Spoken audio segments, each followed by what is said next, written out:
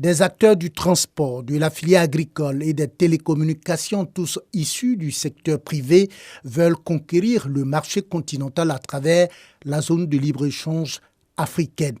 Pour y parvenir, ils décident de mener une offensive à travers un atelier.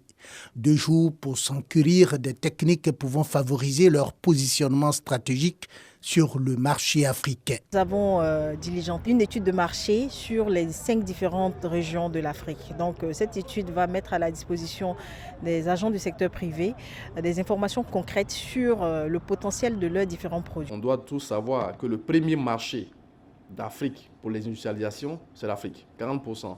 Avec la ZLECAf, la production industrielle va augmenter d'autour de 40%. Avec la ZLECAf, c'est plus de 15 millions, une trentaine de millions de personnes qui sont dans l'extrême pauvreté.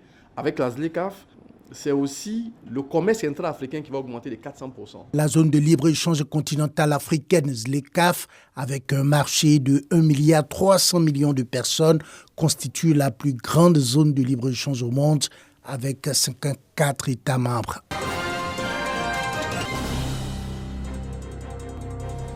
Dans quelques mois, une unité agro-industrielle de production de jus de mangue et dérivés sortira de terre à Ferké dans la région du Tchologo.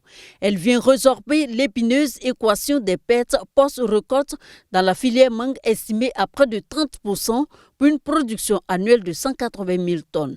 Ce projet est une composante du programme d'appui au développement des filières agricoles, PATFA. Le rapport de l'étude de faisabilité et d'impact environnemental et social présenté aux différents acteurs de la filière. Il fallait se rassurer qu'il y a un marché. La Côte d'Ivoire a un pouvoir d'achat élevé par rapport aux autres pays. L'autre facteur qui restait, c'était de se rassurer qu'il y aura un financement. Il y a beaucoup de partenaires financiers qui se bousculent déjà à financer le projet.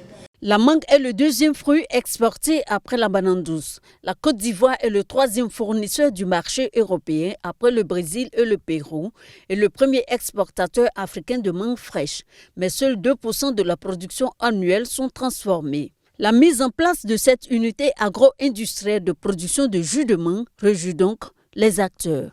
J'avoue que c'est avec joie que nous recevons cette belle information qui va venir booster la transformation de la mangue en Côte d'Ivoire, mais plus précisément dans les zones de production, notamment à Ferké-Sédougou, Korogo, Boundiali, Niakarek. Et cette unité permettra d'améliorer les revenus des producteurs et également d'améliorer la chaîne de valeur. Aujourd'hui, apporter une réponse, c'est aller vers la transformation de cette mangue, ce qui nous permettra évidemment de générer autant d'emplois et autant de ressources financières pour les paysans, pour la filière et justement pour l'État de Côte d'Ivoire. Coût de réalisation de cette unité agro-industrielle de production de jus de mangue à Ferké, plus de 14 milliards de francs CFA, et frais du Fonds international de développement agricole.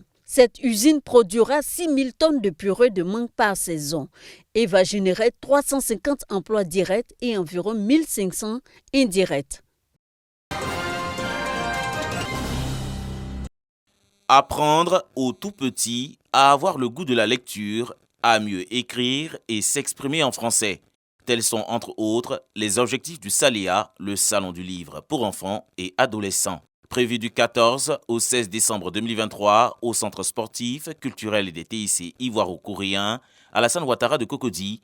Ce salon est une ouverture pour le développement psycho-éducatif des enfants, selon Gisèle Châtelain, directrice de l'industrie du livre et de la promotion de la lecture au ministère de la Culture et de la Francophonie. La compétence lecture est donc essentielle, non seulement à la réussite scolaire, mais à la réussite de la vie. L'apprentissage de la lecture, pour être vraiment efficace et profitable à nos jeunes lecteurs, à nos enfants, ne doit pas être seulement l'affaire de l'école.